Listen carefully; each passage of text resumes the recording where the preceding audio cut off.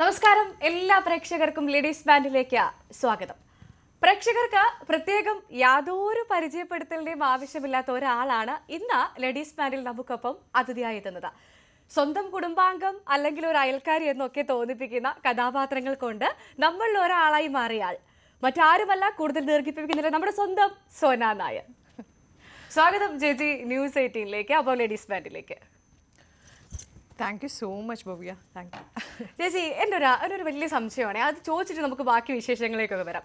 അത് ഞാൻ എന്ന് മുതൽ ചേച്ചിയെ ടി വിയിൽ അല്ലെങ്കിൽ സിനിമയിൽ സീരിയലൊക്കെ കണ്ടു തുടങ്ങിയോ അന്ന് കാണുന്ന അതേ രൂപത്തിൽ തന്നെയാണ് ചേച്ചി ഇപ്പോഴും എനിക്ക് നേരിട്ടും കാണാൻ സാധിച്ചത്. എന്താണ് അതിൻ്റെ ഒരു ഗുട്ടൻസ്? അത് ശരിക്കും എപ്പോഴും ഇങ്ങനെ ഹാപ്പി ആയിട്ടിരിക്കുക. ഒരുപാട് സങ്കടങ്ങളൊക്കെ ഇങ്ങനെ പേർക്കൊണ്ട് നടക്കുന്ന ആൾക്കാരൊക്കെ ആയിരിക്കും നമ്മുടെ സൊസൈറ്റിയിൽ ചുറ്റിലൊക്കെ ഉള്ള ആൾക്കാർ. ഒരുപാട് സമ്മിശ്രിതമായിട്ടുള്ള എന്താ പറയുക വികാര വിചാരങ്ങളൊക്കെ കൊണ്ട് നടക്കുന്നവരൊക്കെ ആയിരിക്കാം. പക്ഷേ എന്തൊക്കെയാണെന്നുണ്ടെങ്കിലും എത്രയൊക്കെയാണെങ്കിലും മാക്സിമം ഹാപ്പി ആയിട്ട് ലൈഫിനെ എൻജോയ് ചെയ്ത് ഹാപ്പി ആയിട്ടിരിക്കാൻ ശ്രമിച്ചു കഴിഞ്ഞാൽ ഈ ഒരു രൂപമൊക്കെ കുറച്ച് നാളും കൂടെ ഒക്കെ ഇങ്ങനെയൊക്കെ ഇരിക്കും. അപ്പം ഈ സന്തോഷമാണ് ഇപ്പോഴും ഇങ്ങനെ സുന്ദരിയായിട്ട് ഇരിക്കുന്നതിന്റെ കാരണം എന്നാണ് പറയുന്നത് അല്ലേ? സുന്ദരി എന്നൊന്നും ഞാൻ പറയുന്നില്ല. സന്തോഷം എപ്പോഴും എല്ലാവർക്കും നല്ലൊരു ഭയങ്കര ഒരു പോസിറ്റീവ് വൈബ് വരുന്ന ഒരു സാധനമല്ലേ. എപ്പോഴും സന്തോഷത്തിലിരിക്കുക, സന്തോഷപ്പെടുത്തുന്ന ആൾക്കാരുടെ കൂടെ സഹകരിക്കുക, അങ്ങനെയൊക്കെ ഉണ്ടാവുക. അല്ലെങ്കിൽ അത്തരം ഏരിയകൾ നമ്മൾ കണ്ടുപിടിക്കുക. എപ്പോഴും നമ്മളെ സന്തോഷവതിയാക്കി ഇരിക്കാൻ പറ്റുന്ന ഇല്ലെങ്കിൽ അതിന് മനസ്സ് വരുത്തുന്ന ആൾക്കാരുടെ കൂടെയൊക്കെ ഇരിക്കുക. അപ്പം അതൊരു ഭയങ്കര സംഭവമാണ്. അതെ ചേച്ചി, നമ്മൾ ചേച്ചി വരുന്നു എന്ന് പ്രേക്ഷകരെ അറിയിക്കാൻ വേണ്ടി ഒരു FB കാർഡ് ചെയ്തിട്ടുണ്ടായിരുന്നല്ലോ. അപ്പൊ അതിൽ ഞങ്ങൾ കൃത്യമായിട്ട് പറയുന്നുണ്ട് 35 വർഷത്തിന്റെ എന്നൊരു കാര്യം പറയുന്നുണ്ടായിരുന്നു. അപ്പൊ അത് കണ്ടപ്പോൾ ഒരുപാട് പേര് ചോദിച്ചു, 35 വർഷം എന്താ സംഭവം? ചേച്ചിക്ക് 35 വയസ്സായിട്ടേ ഉള്ളൂ എന്നാണ് കുറെ പേര് ചോദിച്ചത്. എന്താണ് യഥാർത്ഥത്തിൽ 35 വർഷത്തെ അഭിനയ ജീവിതം അല്ലേ? 35 വർഷം എന്ന് പറയുന്നത് ഞാൻ ആക്ച്വലി 1985 ഞാൻ തന്നെ അറിയാതെ ഒരു സിനിമയിൽ ഒരു ഭാഗവാക്കാകാൻ സാധിച്ചു. അതായത് TP ബാലഗോപാലൻ MA എന്ന് പറയുന്ന സത്യൻ അന്തിക്കാട് സത്യേട്ടൻ്റെ ചിത്രത്തിൽ അന്ന് ഞാൻ 6th-ലോ 7th-ലോ 6th-ലാണെന്ന് തോന്നുന്നു എൻ്റെ സ്കൂളിൽ പഠിക്കുന്ന സമയത്ത് അതിലൊരു പ്രയർ കൊയറിലുണ്ടായിരുന്നു. അപ്പോൾ ഞങ്ങളുടെ സ്കൂളിലായിരുന്നു എൻ്റെ ഷൂട്ടൊക്കെ നടന്നിരുന്നത്. അപ്പം അതിൻ്റെ ബേസിൽ അവരെ ഷൂട്ടിങ്ങിൻ്റെ ആൾക്കാർ വന്നപ്പോൾ ഈ ഒരു അസംബ്ലി ഷൂട്ട് ചെയ്യുന്ന സമയമുണ്ട്. ലാലേട്ടനും ശോഭന ചേച്ചി അവിടുത്തെ ടീച്ചറായിട്ടാണ് ഞങ്ങളുടെ സ്കൂളിലെ. അപ്പോൾ ആ പ്രയർ കൊയറിൽ ഞാനുണ്ട്. അങ്ങനെയാണ് ഞാൻ അതിൻ്റെ ഒരു ബാലതാരം എന്നൊന്നും എനിക്കതിനകത്ത് പറയാൻ പറ്റില്ല. വെരി ഫസ്റ്റ് ക്യാമറ ഫേസ് ചെയ്ത് ഇല്ലെങ്കിൽ വെരി ഫസ്റ്റ് ഒരു വെള്ളിത്തിരയിൽ ഒരു മുഖം, അതായത് പാടുന്ന അല്ലെങ്കിൽ പ്രയർ സോങ് പാടുന്ന ഒരു കുറേ കുട്ടികളുടെ കൂട്ടത്തിൽ ഒരു മുഖം എന്ന് പറയാനേ ഉള്ളൂ. അപ്പം അതുകൊണ്ട് തന്നെ എനിക്ക് ഓഫ്കോഴ്സ് എനിക്ക് പറയാൻ പറ്റും ഞാൻ ഒരു എന്താ പറയുക ഒരു സിനിമാറ്റോഗ്രാഫിയിൽ ആക്ച്വലി ക്യാമറാമാൻ്റെ ആ ഒരു വിപിൻ മോഹനായിരുന്നു ക്യാമറ ചെയ്തിരുന്നത്. അതിൽ വിപിൻ ചേട്ടൻ്റെ ക്യാമറയിൽ കൂടെ അന്ന് എനിക്ക് വരാൻ സാധിച്ചു. അപ്പം അന്ന് തൊട്ട് ആ വെള്ളിത്തിരയിൽ വന്നു എന്നതിൻ്റെ പേരിലാണ് ഈ 35 വർഷം. യഥാർത്ഥത്തിൽ ഞാൻ ഒരു കൂടെയും കുഞ്ഞുപെങ്ങളും എന്ന് പറയുന്ന ഒരു 13 എപ്പിസോഡ് മുട്ടത്ത് വർക്കി സാറിൻ്റെ 13 എപ്പിസോഡ് സീരിയലാണ് ദൂരദർശനൊക്കെ ഉണ്ടായിരുന്ന കാലത്ത് 91-ലാണ് ഞാൻ ഫസ്റ്റ് ടൈം ഇത് സീരിയലിലേക്കാണ് വരുന്നത്. അപ്പം അങ്ങനെയും എനിക്ക് അപ്പോൾ അതുകൊണ്ട് 91 മുതൽ 2024 വരയ്ക്കുള്ള എത്ര വർഷമാണോ അതാണ് ശരിക്കും പ്രൊഫഷണലി എൻ്റെ വർഷം. പക്ഷെ ഞാൻ അറിയാതെ 85 വന്നു പോയതിൻ്റെ പേരിലാണ് ഈ 30, 33, 34 വർഷം എന്നൊക്കെ പറയുന്നത്. ശരി. അപ്പോൾ എന്തായാലും അപ്രതീക്ഷിതമായിട്ട് ഈ മേഖലയിലേക്ക് കാലെടുത്ത് വെച്ച ഒരാളാണ്. അപ്രതീക്ഷിതമായിട്ട് അങ്ങനെ വേണം. അന്ന് കുട്ടിക്കാലത്ത് അറിയാതെ ക്യാമറ എന്താണെന്നോ സത്യൻ അന്തിക്കാടെന്നോ പ്രഗത്ഭനായ ഡയറക്ടർ ആരാണെന്നോ ഇല്ലെങ്കിൽ ആകെ കൂടെ അറിയാമെന്നുള്ള ലാലേട്ടനെയും ശോഭന ചേച്ചിയും മാത്രമേ ഉള്ളൂ. അപ്പോൾ അന്നത്തൊക്കെ ആ ഒരു പ്രായത്തിൽ സിനിമയുടെ ABCD അറിഞ്ഞുകൂടാത്ത കാലഘട്ടമായിരുന്നല്ലോ അന്നൊക്കെ. അതിൻ്റെ ഗിമിക്സുകളാവട്ടെ ഒരു കാലത്തും അപ്രതീക്ഷിതം എന്ന് പറഞ്ഞാൽ ടു ദ മാക്സിമം ഞാൻ പറയാം, അപ്രതീക്ഷിതമായിട്ടാണ് എൻ്റെ ഒരു സിനിമയിലുള്ള ഒരു എൻട്രി. അപ്പോൾ അത് ശരിക്കും പറഞ്ഞാൽ അത് ഒരു വര എന്നുള്ളൊരു നിലയിൽ ശരിക്കും അങ്ങനെ ഒരു പഠിച്ചത് വേറെ പാടുന്നത് വേറെ എന്നുള്ളത് പോലെ അങ്ങനെ ഈ പ്രൊഫഷൻ ഇത്രയും വർഷങ്ങളായിട്ടും പ്രൊഫഷൻ്റെ അകത്ത് തന്നെ നിൽക്കുന്ന ഒരാളെ തന്നെ കല്യാണം കഴിക്കുന്നു. അപ്പം കുറേ കൂടെ ഇത് പറഞ്ഞതുകൊണ്ട് ഞാനൊന്ന് ചോദിച്ചോട്ടെ, ഇനി ഈ ഒരു സിനിമ അല്ലെങ്കിൽ സീരിയൽ മേഖലയിലേക്ക് അല്ലായിരുന്നുവെങ്കിൽ ചേച്ചി ഏത് പ്രൊഫഷനായിരുന്നു തിരഞ്ഞെടുക്കുക? ഞാൻ ആക്ച്വലി എനിക്ക് ഒരു ബാങ്ക് ഓഫീസർ ആകണം അതൊക്കെയായിരുന്നു ഇഷ്ടം. അപ്പം അതുകൊണ്ട് തന്നെ ഒരുപാട് ബാങ്ക് ടെസ്റ്റുകൾ കാര്യങ്ങൾ അങ്ങനെയൊക്കെ എൻ്റെ ഒരു schooling means college academic area ആ ടൈമിലെല്ലാം ഇത്തരം ആ ലെവലിലേക്കായിരുന്നു ഞാൻ പോയിക്കൊണ്ടിരുന്നത്. അപ്പം അങ്ങനെ പോകണം, അതെന്താണ് അതിൻ്റെ പിന്നിലുള്ള രഹസ്യം എന്ന് എനിക്കറിയത്തില്ല. പക്ഷേ എന്തോ മഹാഭാഗ്യം ആയില്ല, ഇങ്ങനെയായി. അതുകൊണ്ടാണല്ലോ നിങ്ങളുടെയൊക്കെ മുന്നിൽ ഇപ്പോൾ ഈ ഒരു അവസരത്തിൽ ഇരിക്കാൻ പറ്റുക.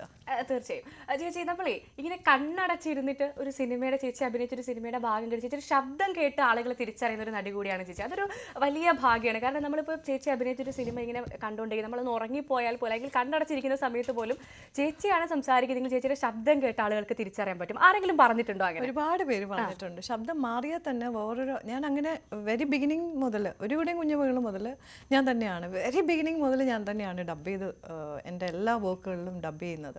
സോ ആ ഒരു റെക്കഗ്നീഷൻ ആ ഒരു സൗണ്ടിനുണ്ട്. പക്ഷേ അത് ഏതെങ്കിലും ഒരു അവസരത്തിൽ അവിടെ എവിടെയെങ്കിലും പെട്ടുപോയി ഏതെങ്കിലും ഒരു പ്രോജക്റ്റിൽ ചെയ്യാൻ പറ്റിയില്ല, വേറെ ഏതെങ്കിലും ഒരു ഡബ്ബിംഗ് ആർട്ടിസ്റ്റ് വരുവാണെങ്കിൽ പോലും അത് ഒരുപാട് പ്രേക്ഷകർ എന്നെ ഇഷ്ടപ്പെടുന്ന, ഇല്ലെങ്കിൽ പെട്ടെന്ന് നമ്മുടെ വോയിസ് റെക്കഗ്നേഷൻ ഉള്ള ഒരു ഇതായതുകൊണ്ട് അയ്യോ വേണ്ട കേട്ടോ അങ്ങനെ പറയാറുണ്ട് പൊതുവേ.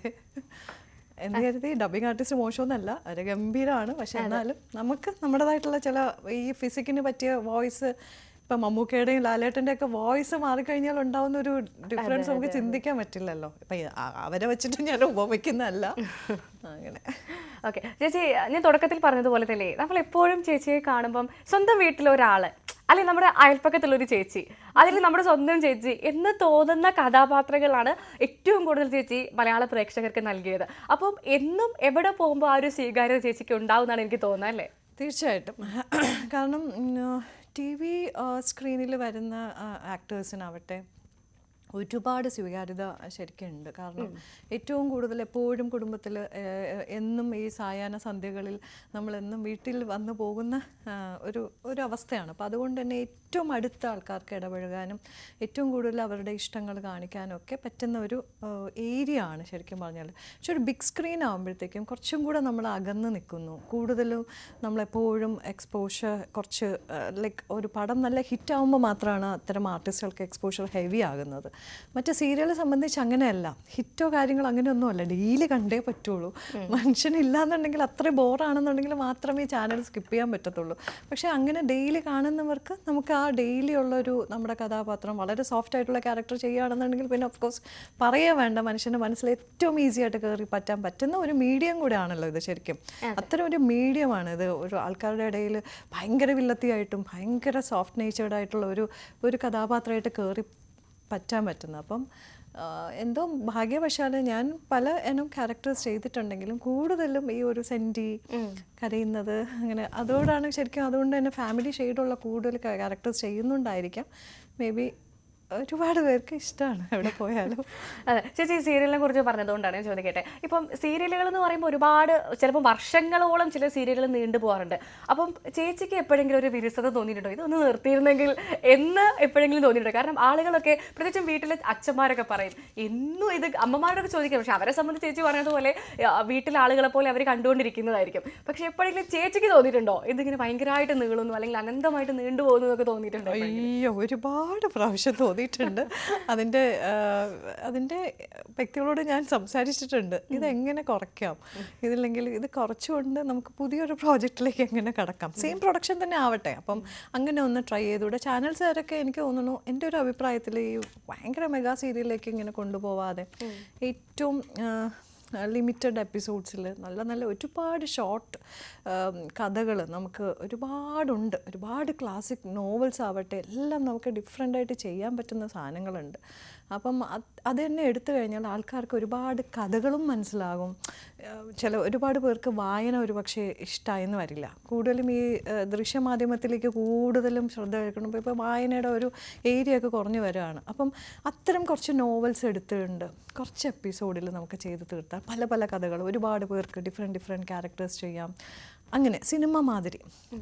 സിനിമ എന്ന് പറഞ്ഞാൽ ഒരു 2.5 മണിക്കൂറിന് നിൽക്കണം. ഞാൻ അങ്ങനെയല്ല ഉദ്ദേശിച്ചത്. സിനിമയ്ക്ക് ഒരു പെർട്ടിക്കുലർ കഥയുണ്ട്, ഒരു 2.5 മണിക്കൂറിനകത്ത് ഒരു പാക്കേജ് പോലെ ഷോർട്ടായിട്ട് നിൽക്കുന്നത്. അത് നമുക്ക് എപ്പോഴും ഇങ്ങനെ നിൽക്കും.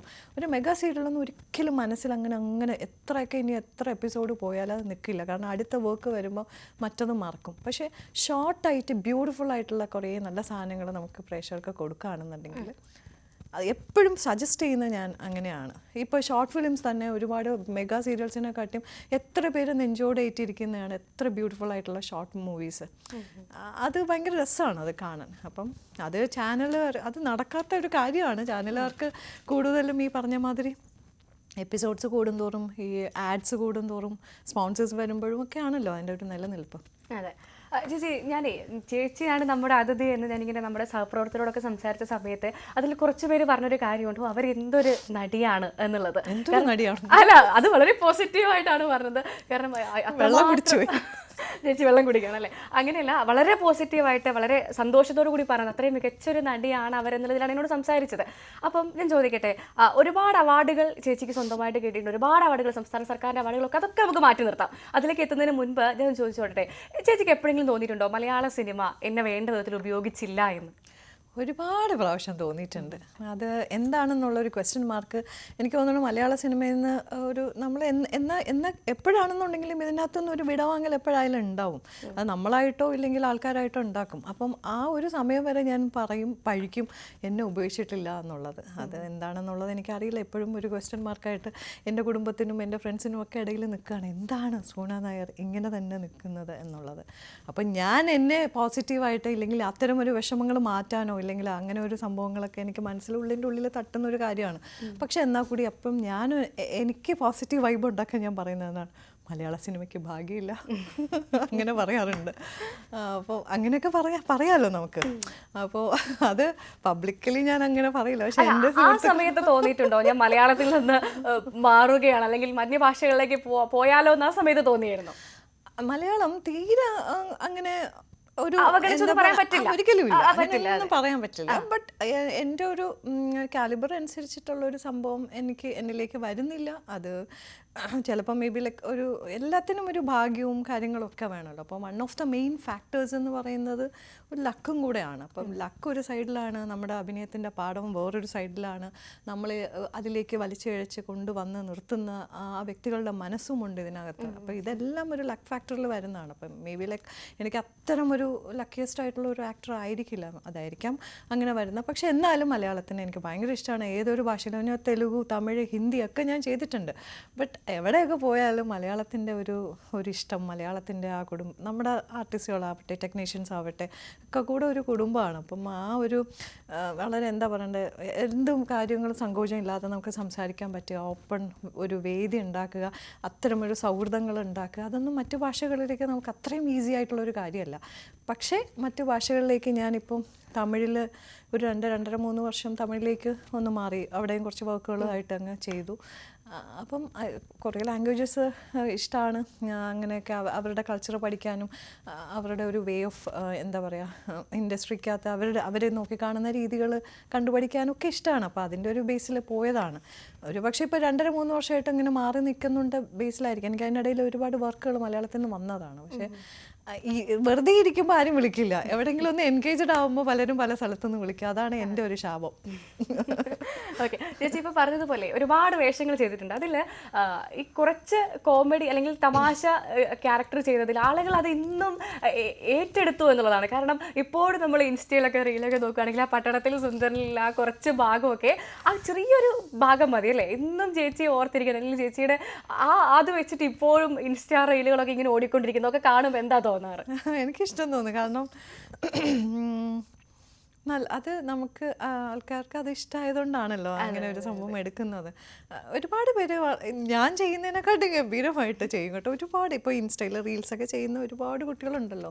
എത്ര കഴിവുള്ള, എന്തുമാത്രം ഹൈലി ടാലൻറ്റഡ് ആയിട്ടുള്ള കുട്ടികളാണ്. അപ്പം എന്തുകൊണ്ട് ഇവരൊക്കെ സിനിമയിൽ വരുന്നില്ല? ഇവരൊക്കെ സീരിയൽ, സിനിമ ഈ ഒരു മേഖലയിൽ വരണം. ഇപ്പോൾ ഒരുപാട് ചാൻസസ് ഉണ്ട്, ഒരുപാട് പേര് വരുന്നുണ്ടില്ല എന്നല്ല. പക്ഷെ എന്നിരുന്നാലും ഇത്തരം വർക്കുകൾ, നമ്മുടേതായിട്ടുള്ള വർക്കുകൾ തന്നെ അവരെടുത്ത് ചെയ്യുമ്പോൾ അതിനകത്തൊരു സന്തോഷം ഉണ്ട്. അവരൊക്കെ അവരെന്നെ ടാഗ് ചെയ്യുമ്പോൾ തിരിച്ച് ഞാൻ അതിനകത്ത് സൂപ്പർവായിട്ടുണ്ട്, കൺഗ്രാറ്റ്സ് എന്നൊക്കെ പറഞ്ഞ് ഞാൻ അതിനെ കമൻറ്റ് ചെയ്യാറുണ്ട്. അപ്പം അത് അവർക്ക് ഇഷ്ടമാണ്. ചേച്ചി എങ്ങനെ സോഷ്യൽ മീഡിയയിലൊക്കെ ആക്റ്റീവ് ആണോ? ഞാൻ ആക്റ്റീവാണ്. ഇൻ ദ സെൻസ് ഇൻസ്റ്റയിലൊക്കെ ഞാനിങ്ങനെ പോസ്റ്റ് ചെയ്യും. പണ്ട് ചെയ്ത ഏതെങ്കിലും കഥാപാത്രങ്ങൾ റീല് പോലെ ഇൻസ്റ്റയിൽ വീണ്ടും ചെയ്തിട്ടുണ്ടോ?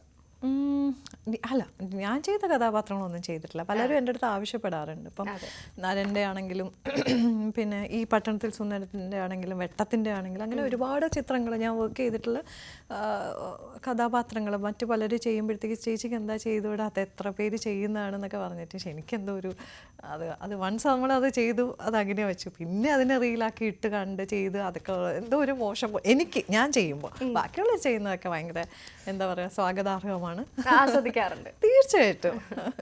അതെ, ചേച്ചിയെ കുറിച്ച് പറയുമ്പോൾ നമ്മൾ പറയാൻ ഒരിക്കലും വിട്ടുപോകാൻ പാടില്ലാത്ത ഒന്നാണ് രാച്ചിയമ്മ. എന്താണ് ആ ഒരു ഓർമ്മ അന്നത്തെ? രാച്ചിയമ്മ ആക്ച്വലി എൻ്റെ സ്ഥലത്തിൻ്റെ പേര് പെട്ടെന്ന് മറന്നുപോയി. ഹരികുമാർ ആണ്, സുഹൃതം ഡയറക്റ്റ് ചെയ്ത ഹരികുമാർ സാറാണ് അതിൻ്റെ ഡയറക്ടർ. മധുപാൽ ഞാനും ഒക്കെയാണ്. അപ്പോൾ അതൊരു എന്താ പറയുക, ഒരു പൊന്മുടി, എനിക്ക് ആ സ്ഥലത്തിൻ്റെ പേര് മറന്നു, കോട്ടയത്തിൻ്റെ ആ ഭാഗത്ത് അടുത്തുള്ള അവിടെയാണ് ചെയ്തത്. പക്ഷേ അസാധ്യമായിട്ടുള്ളൊരു വർക്ക്. അന്ന് നമ്മൾ ഇത്രത്തോളം ഈ സോഷ്യൽ മീഡിയയിൽ രാച്ചിയമ്മ ശരിക്കും വേറൊരു രാച്ചിയമ്മ വന്നപ്പോഴാണ് നമ്മുടെ രാച്ചിയമ്മ കുറച്ചും കൂടെ വേറെ ലെവലിലേക്ക് ആ ഒരു ടോക്ക് മാറിയത്. രണ്ടും എന്താ പറയുക, എനിക്കത് ഒരുപാട് പ്ലസ് ഉണ്ടാക്കിയെന്ന് വെച്ചാൽ രാച്ചിയമ്മ എനിക്ക് അവാർഡിനും കാര്യങ്ങൾക്കൊക്കെ ഒരുപാട് അവാർഡുകളൊക്കെ കാര്യങ്ങളൊക്കെ കിട്ടിയിരുന്നു അന്ന്. അങ്ങനെ. ശരി ചേച്ചി, അതേപോലെ എപ്പോഴും ചേച്ചിയുടെ കരിയറിൽ തന്നെ നമ്മൾ ഒരു ബ്രേക്കായി എന്ത് പറയാൻ പറ്റുന്ന ഒരു കഥാപാത്രമാണ് നരനിലെ കുന്നുമ്മൽ ശാന്ത. ഇപ്പോഴും ഒരു പക്ഷെ ആ പേരടക്കം ആളുകൾ പലതിനും ഉപയോഗിച്ചൊരു സമയം പോലും ഉണ്ടായിരുന്നു. കുന്നുമ്മൽ ശാന്ത എന്ന് മോശമായിട്ട് പ്രയോഗിക്കാനാണെങ്കിലും നല്ലതായിട്ട് പറയാനാണെങ്കിലും അടക്കം ആ പേരിനെ അടക്കം ആളുകൾ ഉപയോഗിച്ച് ഏറ്റെടുത്തു എന്നുള്ളതാണ്. ചേച്ചിയെ കുറിച്ച് പറയുമ്പോൾ ആ ഒരു സിനിമ അല്ലെങ്കിൽ ആ ഒരു സിനിമയിലെ കഥാപാത്രം ദേഷ്യവും പ്രണയവും വാശിയും എൻ്റെതാക്കണം എന്നുള്ളൊരു ആഗ്രഹവും അങ്ങനെയൊക്കെ ഒരുപാട് വികാരങ്ങൾ കൂടി ചേർന്ന ഒരു കഥാപാത്രമായിരുന്നു അല്ലേ കുന്നുമ്മൽ ശാന്ത? കുന്നുമ്മൽ ശാന്ത ഒരിക്കലും എൻ്റെ ലൈഫിൽ മറക്കാൻ പറ്റാത്തൊരു കഥാപാത്രമാണ്. കാരണം വളരെ വലിയ ലെജൻസിൻ്റെ കൂടെ ഏറ്റവും സ്ട്രോങ് ആയിട്ടുള്ള ഒരു കഥാപാത്രമായിരുന്നു ആ സിനിമയിൽ. അത് എത്രത്തോളം അത് സിനിമയിൽ ഇറങ്ങിയപ്പം അത് എത്രത്തോളം ആ ക്യാരക്ടർ ആ ഒരു ക്യാരക്ടറിൻ്റെ ആ ഒരു സ്ട്രെങ്ത് എത്രത്തോളം ആ സിനിമയ്ക്ക് ഉണ്ടായി എന്നുള്ളത് എനിക്കറിയില്ല. ബട്ട് ഞാൻ ചെയ്തപ്പോൾ നല്ല സ്ട്രോങ് ആയിട്ടുള്ളൊരു കഥാപാത്രമായിരുന്നു. എനിക്ക് എപ്പോഴും ഞാൻ മനസ്സിൽ താലോലിക്കുന്ന ഒരുപാട് കഥാപാത്രങ്ങൾ. ഇപ്പോൾ നെയ്ത്തുകാരൻ എന്ന് പറഞ്ഞാൽ 2001 എനിക്ക് സംസ്ഥാന അവാർഡ് കിട്ടിയ കഥാപാത്രമാണ് നെയ്ത്തുകാരൻ എന്ന ചിത്രത്തിലെ ഗീത എന്ന ക്യാരക്ടർ. അതും ഒരിക്കലും, കാരണം അത് അന്ന് മുരളി സർ ചെയ്തു, അദ്ദേഹത്തിന് നാഷണൽ അവാർഡ് ആ മൂവിക്ക്. അപ്പം അങ്ങനെയൊക്കെയുള്ള വർക്ക്, അത്തരം റെക്കഗ്നേഷൻ കിട്ടുന്ന ഒരു വർക്കിലെ കഥാപാത്രം നമ്മൾ ഒരിക്കലും മറക്കില്ല. അപ്പം അത് പിന്നെ ഒരുപാട് ഇപ്പോൾ വെട്ടമാണ്, എൻ്റെ കസ്തൂരിമാനാവട്ടെ, വീണ്ടും ചില വീട്ടുകാര്യങ്ങളാവട്ടെ, അരയന്നങ്ങളുടെ വീടാവട്ടെ, എത്ര അങ്ങനെയുള്ള നല്ല നല്ല കഥാപാത്രങ്ങൾ ചെയ്ത എത്ര ചിത്രങ്ങളുണ്ട്. പക്ഷെ നേരത്തെ ഭവ്യ പറഞ്ഞതുപോലെ മലയാള സിനിമ എന്നെ അധികം ഉപയോഗിക്കാത്തതുകൊണ്ട് ഇതൊന്നും അത്രയ്ക്ക് അങ്ങനെ വന്നില്ല. അല്ല, ഇത്തരത്തിലുള്ള കഥാപാത്രങ്ങൾ തന്നെയാണ്, അല്ലെങ്കിൽ ഈ ഒരു കഥാപാത്രങ്ങൾ, ഈ ചേച്ചി എന്ന് പറഞ്ഞത് അല്ലെങ്കിൽ സഹോദരി അയൽക്കാരി എന്നുള്ള മോഡലുള്ള കഥാപാത്രങ്ങളാണ് കൂടുതലും ചേച്ചിക്ക് അല്ലെങ്കിൽ ചേച്ചിയെ തേടി എത്തുന്നത്. എനിക്ക് അതിലും കൂടുതൽ ചെയ്യാൻ സാധിക്കുമെന്ന് തോന്നിയിട്ടുണ്ടായിരുന്നു എപ്പോഴെങ്കിലും? ഞാൻ ഓഫ് ബീറ്റ് ചിത്രങ്ങളിൽ ഒരുപാട് ചിത്രങ്ങളിൽ ഞാൻ നായികയായിട്ടുണ്ട്. അത് പലർക്കും അറിയില്ല. ഇപ്പം ഞങ്ങൾ 80s 90s കാലഘട്ടത്തിൽ ഒരു കുറച്ച് നായികമാർ ഞങ്ങളുടെ ഇവിടെ ഒരു ട്രിവാൻഡ്രം ബെൽറ്റ് കൂടിയിട്ടുണ്ട്. അപ്പം 80കളിൽ മേനക, ജലജ ചേച്ചി, അങ്ങനെ വരുന്ന കാർത്തിക ചേച്ചിയൊക്കെ വരുന്ന, അംബിക, രാധ, അവരൊക്കെ വരുന്ന, അതൊക്കെ ട്രിവാൻഡ്രത്ത് ബേസ് ചെയ്ത് ട്രിവാൻഡ്രത്ത് ജനിച്ച് വളർന്ന ട്രിവാൻഡ്രത്തെ നായികമാരില്ലെങ്കിൽ നടിമാർ എന്നുള്ളൊരു നിലയിൽ, പ്ലസ് 90 കാലഘട്ടം മുതൽ സിനിമയ്ക്കും സീരിയലിലൊക്കെ വന്ന് തിരുവനന്തപുരത്ത് ഉള്ള സ്വദേശികളായിട്ടുള്ള നടിമാർ എന്നുള്ളത്. അപ്പം നായികമാരായിട്ടും നടിമാരായിട്ടും കുറേ വർക്കുകൾ ചെയ്തിട്ട് അപ്പം അങ്ങനെ അപ്പോൾ പലരും അതിൽ പറയുന്നുണ്ട് ഈ 90s എങ്ങനെ നമ്മുടെയൊക്കെ നായികമാരായി എന്നുള്ളത്. 90s ഞാൻ ഒരുപാട് പടങ്ങളിൽ 90 കാലഘട്ടങ്ങളിൽ ഒരുപാട് ഓഫ് ബീറ്റ് പടങ്ങളിലെ നായികയായിട്ടുള്ളൊരു വ്യക്തിയാണ്. പലതും സിനിമകൾ അല്ലെങ്കിൽ തിയേറ്ററിലേക്ക് വരില്ല. ഇതൊക്കെ ഒരു നാഷണൽ ലൈക്ക് അവാർഡ് സെഷൻ ഇതിലേക്കൊക്കെ വേണ്ടി എടുക്കുന്ന ഒരുപാട് പടങ്ങൾ. പിന്നെ ഇതൊക്കെ എപ്പോഴൊക്കെയോ TV യിൽ വരുമ്പോഴാണ്, അയ്യോ ഇതൊക്കെ ഇതൊക്കെ എപ്പോഴും തിയേറ്ററിലൊക്കെ ഇതൊക്കെ വന്നിട്ടുണ്ടോ എന്ന് പലരും ചോദിച്ചതുണ്ട്. അപ്പോൾ ഒരുപാട് പടങ്ങളിൽ ഞാൻ ഹീറോയിൻ ആയിട്ടും ഉണ്ട് അത്തരം. ഇപ്പോൾ മുരളി സാറിൻ്റെ വൈഫായിട്ട് വർക്ക് ചെയ്തിട്ടുണ്ട്, നെടുപടി വേണു, ഇന്നസെൻ്റ്, ഇവരുടെയൊക്കെ ഭാര്യമാരായിട്ടും മകളായിട്ടും മരുമകളായിട്ടും ഒക്കെ ഞാൻ ചെയ്തിട്ടുണ്ട്. അപ്പം അത്തരം ഓഫ് ബീറ്റ് കം കമേഴ്ഷ്യൽ മൂവീസും അറ്റ് ദ സെയിം ടൈം ഞാൻ വർക്ക് ചെയ്തിട്ടുണ്ട് 90-കളിൽ മുതൽ ഈ 2024 വരെ. അതുകൊണ്ട് അന്ന് മുതൽ സജീവമാണ് സിനിമയ്ക്കകത്ത്. പക്ഷേ നമ്മൾ ഉദ്ദേശിക്കുന്ന അല്ലെങ്കിൽ നമ്മൾ പ്രതീക്ഷിക്കുന്ന അല്ലെങ്കിൽ ത്രൂ ഔട്ട് ഒരു സ്ക്രീൻ സ്പേസ് ഉള്ള ഒരു കഥാപാത്രം ഏറ്റവും കമേഴ്ഷ്യലി നമുക്ക് കിട്ടാതെ വരുമ്പോൾ ഉണ്ടാകുന്ന ഒരു വിഷമമുണ്ട്. കമേഴ്ഷ്യലി ഞാൻ പറയുന്ന ഓഫ് ബീറ്റ് അല്ല, അക്കാഡമിക് ലെവൽ ഓഫ് മൂവീസ് അല്ല, ഈ കമേഴ്ഷ്യൽ മൂവീസിൽ അങ്ങനെ എന്തുകൊണ്ട് വന്നില്ല, അതെന്തായിരിക്കും? അതിനിപ്പോഴും എനിക്ക് ഉത്തരം കിട്ടാത്തൊരു ചോദ്യമായിട്ട് മാറി നിൽക്കുകയാണ്. ചേച്ചി ജോഷി സാറിന്റെ പടത്തിലടക്കം അഭിനയിക്കാൻ പറ്റിയ ഒരാളാണ്. ഈ 35 വർഷത്തെ അഭിനയ ജീവിതത്തിനിടയിൽ ഏറ്റവും കൂടുതൽ പഠിച്ചൊരു പാഠം എന്താ സിനിമയിൽ നിന്ന്? ഒന്നെങ്കിൽ അങ്ങനെ ആവണമായിരുന്നു, അല്ലെങ്കിൽ അത് വേണ്ടായിരുന്നു എന്ന് സിനിമ പഠിപ്പിച്ചൊരു പാഠം ചോദിച്ചാൽ എന്ത് പറയും? സിനിമ എന്നെ കുറേ കൂടെ പേഷ്യൻസ് ആണ് പഠിപ്പിച്ചത്. ഒരുപാട് സഹനശക്തിയും പേഷ്യൻസ് പൊതുവേ എൻ്റെ ഒരു ലൈഫിൽ എനിക്ക് അങ്ങനെ പേഷ്യൻസിലൊക്കെ വിചാരിക്കുക ഉടനെ കിട്ടുക, ഇതായിരുന്നു എൻ്റെ ഇത്. കുഞ്ഞുനാൾ മുതൽ എൻ്റെ അമ്മ എപ്പോഴും പറയും, ഇത്ര എന്താണ് ഒരു സമാധാനമില്ല, ഒന്നിനൊരു സമാധാനം ഇല്ലാത്തൊരു കുട്ടിയായിരുന്നു. എല്ലാം വാശി പിടിച്ച് പെട്ടെന്ന് വേണം എന്നുള്ളൊരു അവസ്ഥയായിരുന്നു. പക്ഷേ അത് സിനിമയിലേക്ക് വന്നപ്പം ഒരുപാട് നേരം വൈകി വെയിറ്റ് ചെയ്തു. ആ ഒരു പേഷ്യൻസ് ഉണ്ട്. ലൊക്കേഷൻ ഷൂട്ട് എന്ന് പറയുന്ന ഒരു മോഡ് എന്ന് പറയുന്നത് ഭയങ്കര പേഷ്യൻസ് വേണ്ടി വരുന്ന ഒരു സാധനമാണ്. അപ്പോൾ അത് ഞാൻ ശരിക്കും പഠിച്ചു. എനിക്ക് തോന്നുന്നു എല്ലാവർക്കും ഓരോ സിനിമയിൽ വരുന്ന ഓരോ ആൾക്കാർക്കും ഓരോ ബിഹേവിങ് രീതിയാണ്. ഇപ്പോൾ ഒരാളെ നമുക്ക് കോപ്പി ചെയ്തിട്ട് അയാൾ അങ്ങനെയാണല്ലോ അയാളങ്ങനെ നമുക്ക് ചെയ്യാൻ പറ്റില്ല. നമ്മളെന്താണോ വീട്ടിൽ നിന്നും പഠിച്ചത് അത് തന്നെയാണ് അപ്പോൾ നമുക്ക് അതിൻ്റെ ഒരു ബേസിക് എന്ന് പറയുന്നത് ഒരു ആർട്ടിസ്റ്റിൻ്റെ മോൾഡ് ചെയ്ത് നമ്മൾ ആൾക്കാരുടെ മുന്നിൽ നിൽക്കുമ്പം അവരുടെ ഒരു ബേസിക് രീതി എന്താണെന്ന് പറഞ്ഞാൽ അവരുടെ വീട്ടിലെ കൾച്ചർ തന്നെയാണ്. അത് തന്നെയായിരിക്കും എത്രയായാലും നമ്മളത് വെളിയിലേക്ക് കൊണ്ടുവരിക. അപ്പം ആ വീടിൻ്റെ കൾച്ചറും നമ്മൾ വളർന്നു വരുന്ന ചുറ്റുകളിലും വളർന്നു വന്ന ഒരു സാഹചര്യങ്ങളെല്ലാം വെളിയിൽ എക്സിബിറ്റ് ചെയ്യുന്നത് ഒരു നല്ല മീഡിയം കൂടെയാണ് സിനിമ എന്ന് എനിക്കറിയാം. അപ്പം അതുകൊണ്ട് അത് മാത്രമല്ല, ഈ കഥാപാത്രങ്ങളുടെയൊക്കെ ഈ വൈകാരിക തലങ്ങളൊക്കെ വളരെ അനായാസം കൈകാര്യം ചെയ്യുന്ന ഒരാളാണ് ചേച്ചി എന്നാണ് ചേച്ചിയെക്കുറിച്ച് ആര് പറയുമ്പോൾ ആദ്യം പറയുന്ന ഒരു കാര്യം. ഇപ്പം എനിക്ക് പെട്ടെന്ന് കസ്തൂരിമാൻ എന്നുള്ള സിനിമയൊക്കെയാണ് ഓർമ്മ വരുന്നത്. അത്തരത്തിൽ ഇമോഷൻസ് ഒക്കെ വളരെ ഈസി ആയിട്ട് കൈകാര്യം ചെയ്യാൻ പറ്റുന്ന ഒരു നടി കൂടിയാണെന്ന് ഒരുപാട് ആളുകൾ പറയുന്നത് കേട്ടിട്ടുണ്ട്, നമ്മൾ കണ്ടിട്ടുമുണ്ട്.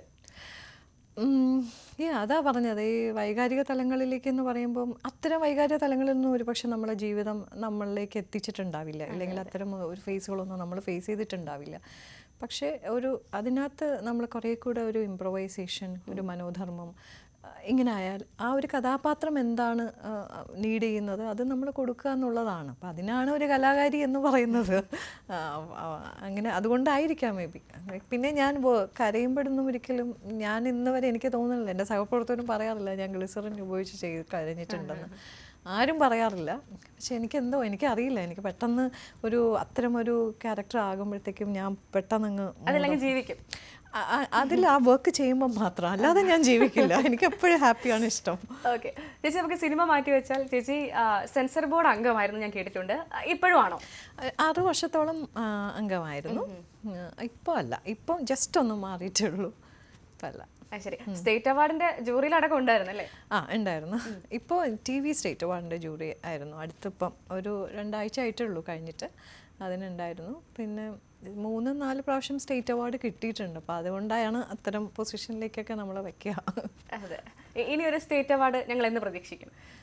ലോട്ടറി എടുക്കാതെ ഒരു ലോട്ടറി നമ്മൾ അടിക്കണമെന്ന് പ്രാർത്ഥിച്ചിട്ട് കാര്യമില്ല, ലോട്ടറി എടുക്കണം. അപ്പം നമുക്ക് അത്തരം പവർഫുൾ ആയിട്ടുള്ള കഥാപാത്രങ്ങൾ നമ്മുടെ കയ്യിൽ വരണം, എന്നാൽ മാത്രമേ ഞാൻ അത് പ്രതീക്ഷിച്ചിട്ട് കാര്യമുള്ളൂ. എനിക്ക് സ്റ്റേറ്റ് അവാർഡ് അല്ല, എനിക്കൊരു നാഷണൽ അവാർഡൊക്കെയാണ്. കാരണം നമ്മൾ ആ സ്റ്റേറ്റ് അവാർഡിൻ്റെ ഒരു സംഭവങ്ങളും കാര്യങ്ങളൊക്കെ നമുക്ക് അതിൻ്റെ അനുഭവങ്ങളൊക്കെ ഒരു 3-4 പ്രാവശ്യമായിട്ട് ഞാൻ അനുഭവിച്ചു കഴിഞ്ഞു. ഇനി അത് കിട്ടാത്ത അതിൽ നിന്നും കുറച്ചും കൂടെ മേലേക്ക് നിൽക്കുന്ന ഒരു അവാർഡായിരിക്കുമല്ലോ ഓഫ് കോഴ്സ് നാഷണൽ അവാർഡ് എന്ന് പറയുന്നത്. അപ്പോൾ അതിനകത്ത് കിട്ടണമെങ്കിൽ അത്രയും പവർഫുൾ ആയിട്ടുള്ള ഒരു കഥാപാത്രം എന്നെ തേടി വരണം.